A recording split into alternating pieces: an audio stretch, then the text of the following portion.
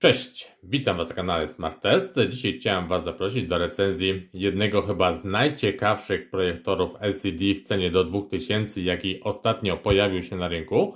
Jest to projektor Wanbo Mozart 1 Pro. Dlaczego Pro? Ponieważ jest to bezpośredni następca świetnego projektora Wanbo Mozart 1, który w ubiegłym roku cieszył się świetnymi opiniami zarówno użytkowników, jak też recenzentów.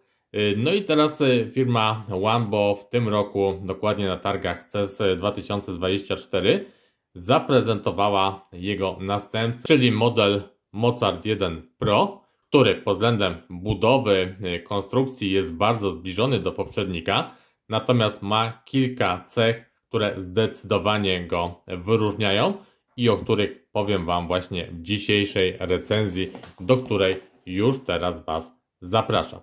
Zaczynamy jak zwykle od zapoznania się z zawartością zestawu. A tak wygląda już cały zestaw po wypakowaniu z pudełka, czyli mamy projektor, pilot zdalnego sterowania oraz zasilacz. Jak widzicie, pierwsza różnica jest już tutaj widoczna gołym okiem, czyli kolorystyka. Jeżeli chodzi o Wanbo Mozart 1, mieliśmy białą obudowę. W przypadku wersji Pro jest ona tutaj ciemno-niebieska. Druga rzecz, na którą pewno już zwróciliście uwagę, to zasilacz. Jak może pamiętacie, Wanbo Mozart 1 miał zasilacz wbudowany wewnątrz projektora, natomiast tym razem otrzymujemy zasilacz zewnętrzny. I skoro jesteśmy przy zasilaczu, to zobaczcie, jaki to jest potężny zasilacz. Zasilacz 180W, 19V, 947 A. I to są dwie główne różnice, jeżeli chodzi o samą konstrukcję tych projektorów. Teraz jeżeli chodzi o pilota zdalnego sterowania, to jak widzicie konstrukcja taka jak w Android Boxach, czyli taki typowy pilot do obsługi urządzeń opartych o system Android. Przyciski są podgumowane, delikatnie klikające z wyczuwalnym skokiem.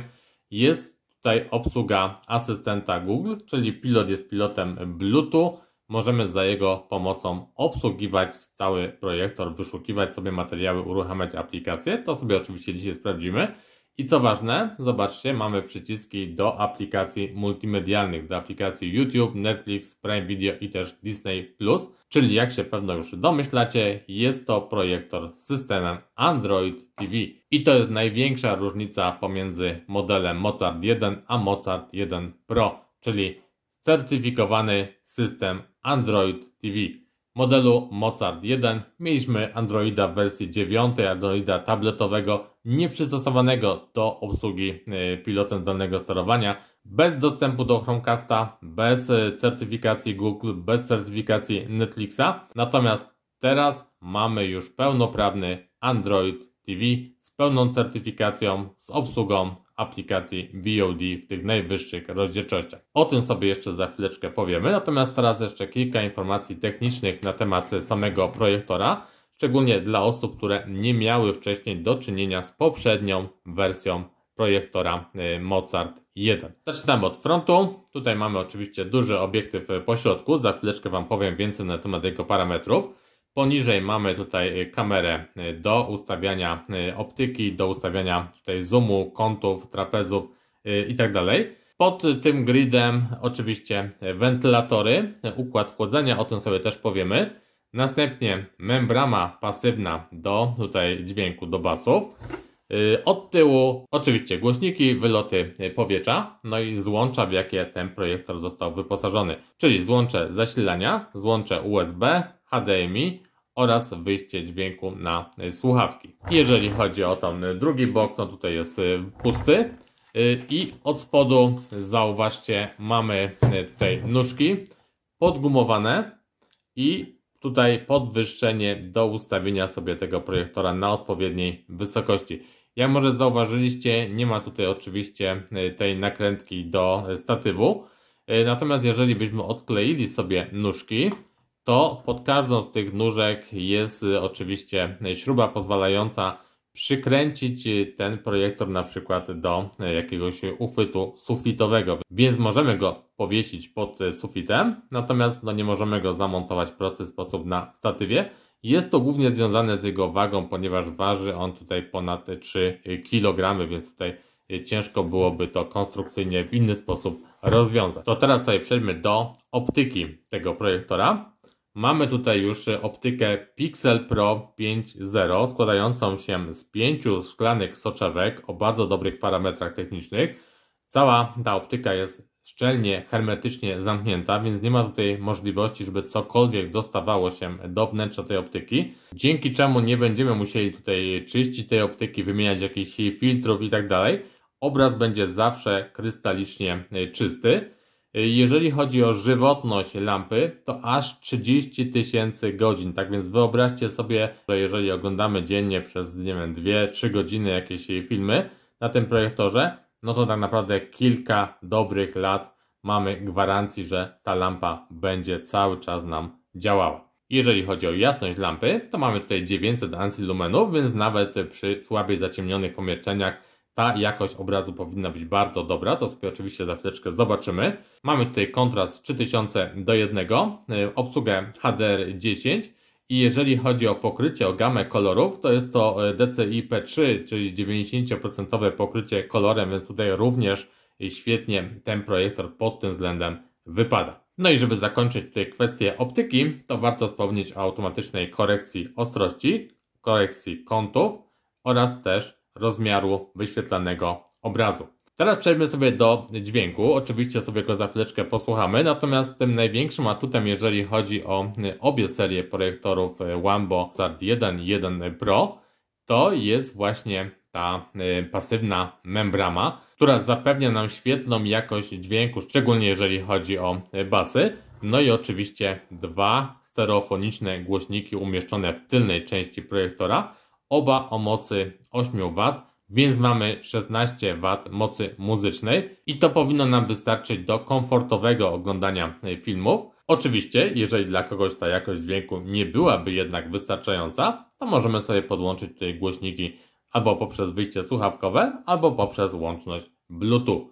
No i ostatni element, jeżeli chodzi o kwestie techniczne, to jest chłodzenie tego projektora. Mamy 3 wentylatory wewnętrzne i tutaj potężne radiatory w środku, które świetnie odprowadzają ciepło z tego projektora. Jeżeli byście zmierzyli sobie temperaturę wylotową z tego projektora, to nie przekracza ona 40 stopni.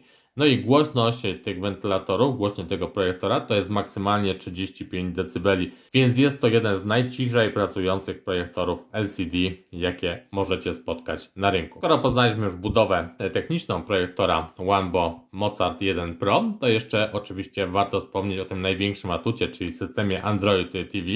Jest to Android TV w wersji 11 z pełną certyfikacją, z obsługą Chromecasta, z obsługą asystenta Google i mamy tutaj tą certyfikację Widevin poziom L1, czyli możemy bez problemu odtwarzać materiały w najwyższych rozdzielczościach ze wszystkich serwisów VOD, wszystkich serwisów streamingowych i to zresztą pokażę Wam jeszcze podczas dzisiejszej recenzji. Tak więc ten system Android TV jest chyba największym atutem przemawiającym za wyborem właśnie modelu Mozart 1 Pro. I na koniec, zanim sobie uruchomimy ten projektor, to jeszcze kilka parametrów technicznych. Jeżeli chodzi o pamięć RAM, są to 2 GB pamięci RAM, 16 GB pamięci wewnętrznej, Wi-Fi pracujące w dwóch zakresach, zarówno 2.4 jak też 5 GHz, Bluetooth w standardzie 5.0 i jeżeli chodzi o procesor, za chwileczkę sobie to jeszcze sprawdzimy dokładnie w aplikacji AIDA64,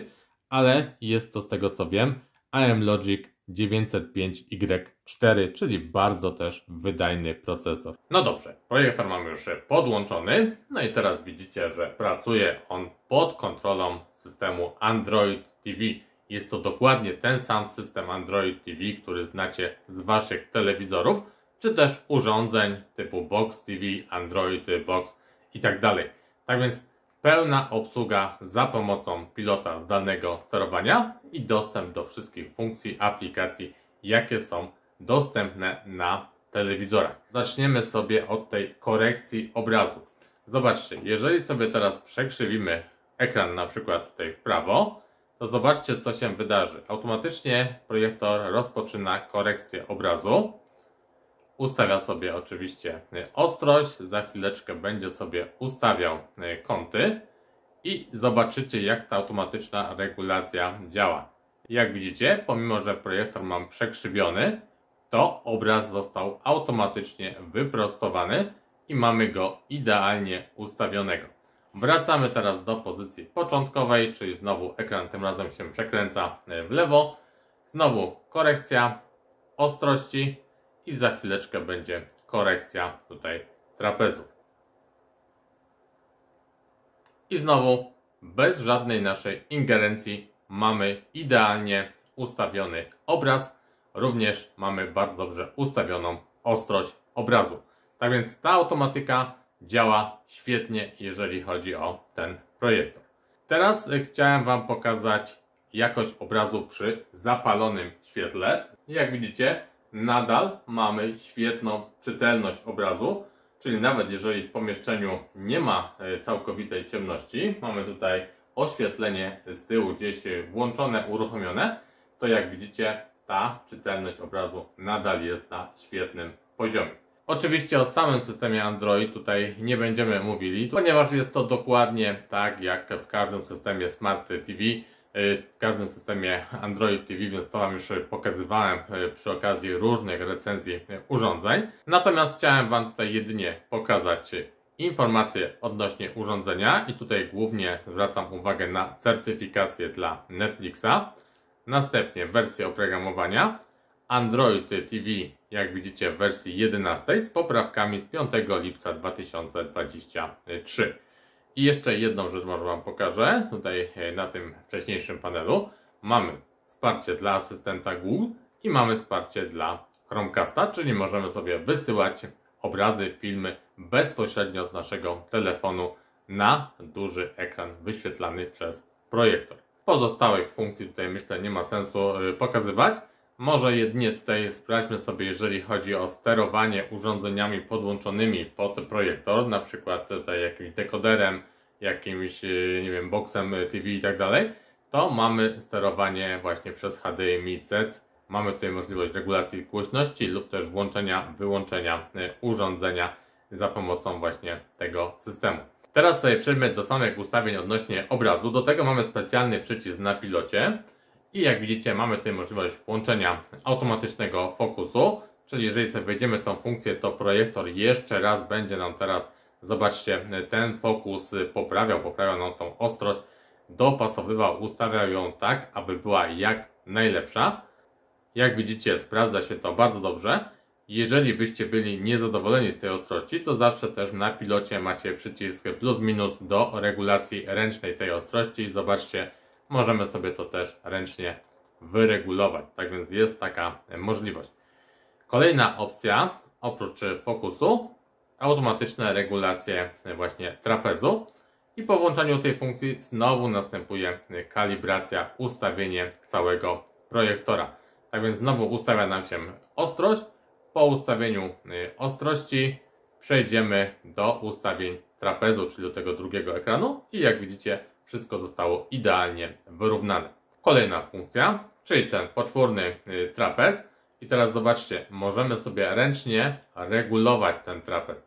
Czyli każdy z tych kątów, boków możemy sobie, zobaczcie, podregulować według naszych preferencji. Możemy sobie ten obraz tak dopasować, żeby według nas był idealny. Mamy tutaj też możliwość dopasowania obrazu do ekranu, który ma czarne ramki dookoła, tak żeby on mieścił się idealnie w tych ramkach. Ja mam tutaj białą ścianę, więc tego Wam nie pokażę.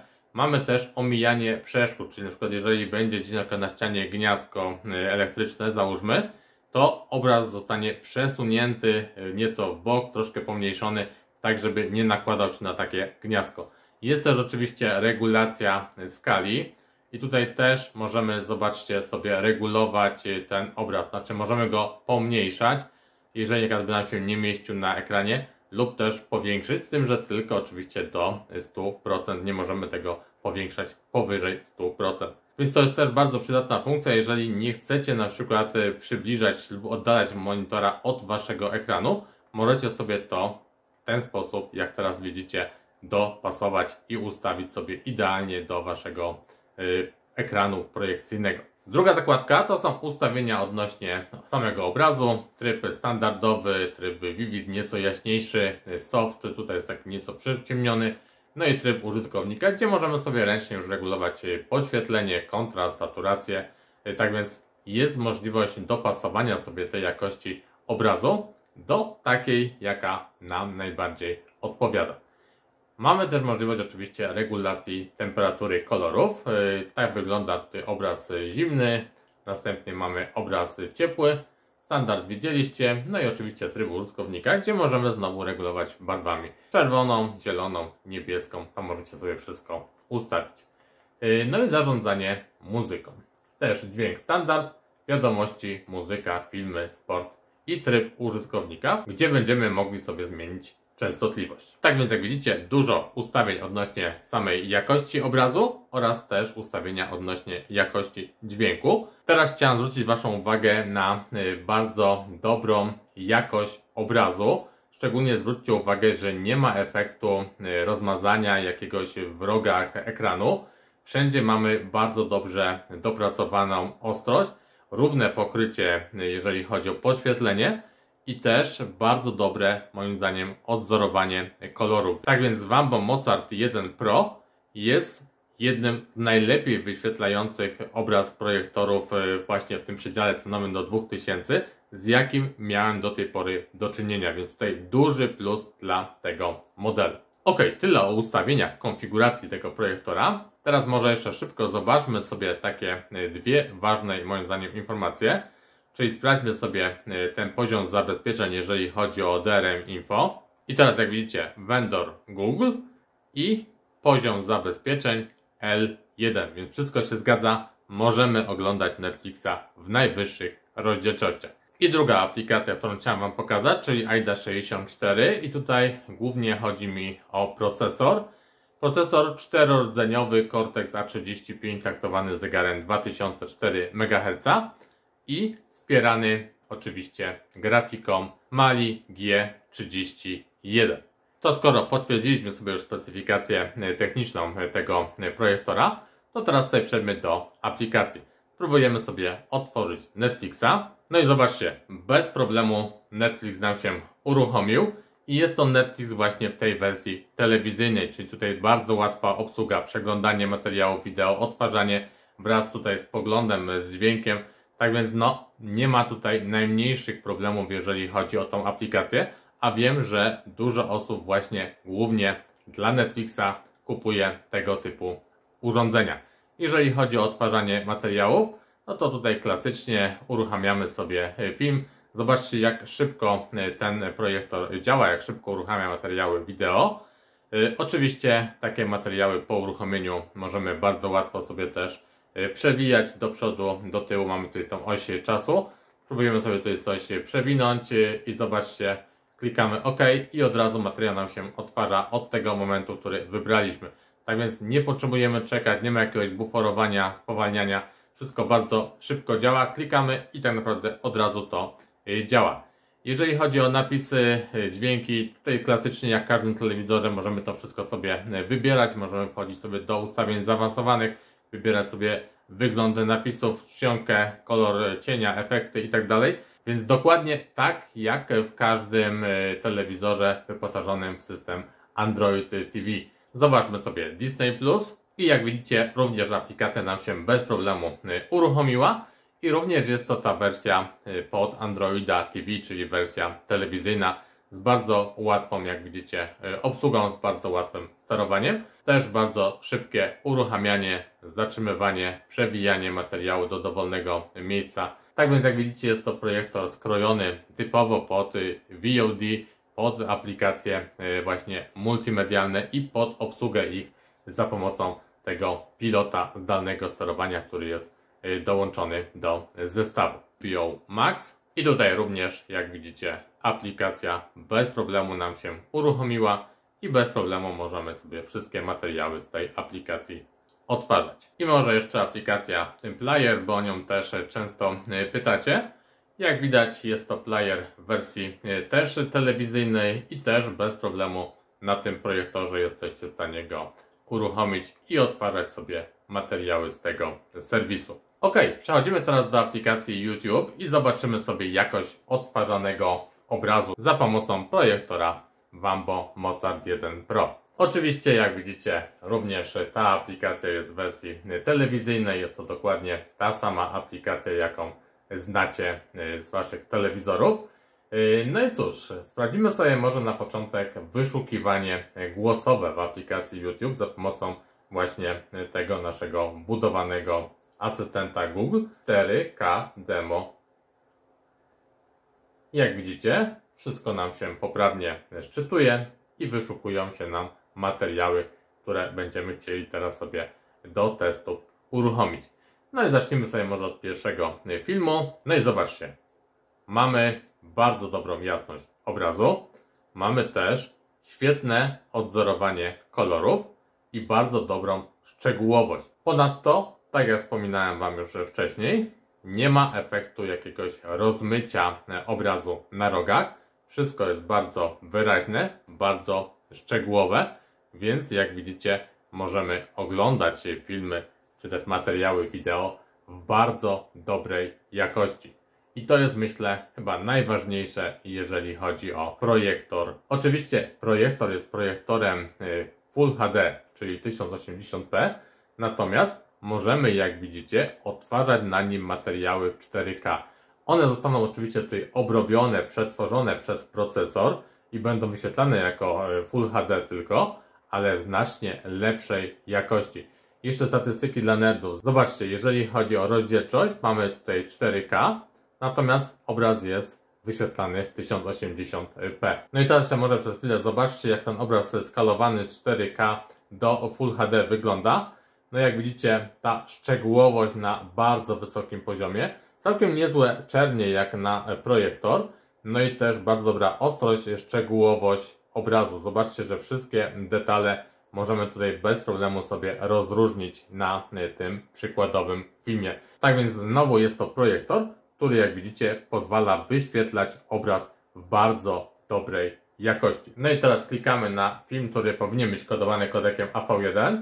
No i zobaczcie, mamy tutaj w statystykach dla nerdów informację, że rzeczywiście ten materiał jest kodowany kodekiem AV1 i właśnie w tym kodeku sobie odtwarzamy ten materiał. Tak więc jak widzicie, mamy tutaj pełną obsługę kodeka AV1 i to jest bardzo ważna informacja, szczególnie, że coraz więcej materiałów wideo będzie tym kodekiem kodowanych, więc ten projektor jest do tego już przygotowany. Ok, możecie sobie teraz tutaj jeszcze przez chwilę zobaczyć tą jakość obrazu, a ja w międzyczasie będę chciał Wam pokazać, jak wygląda kwestia dźwięku w tym projektorze. Czyli zwiększamy siłę dźwięku.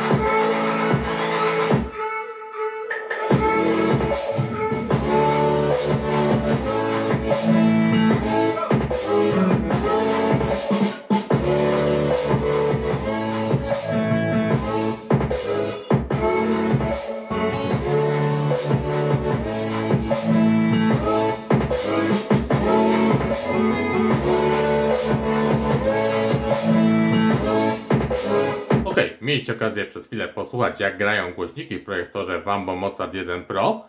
No i jak dla mnie głośność maksymalna na naprawdę niezłym poziomie. Odtwarzanie niskich, wysokich tonów również całkiem przyzwoite.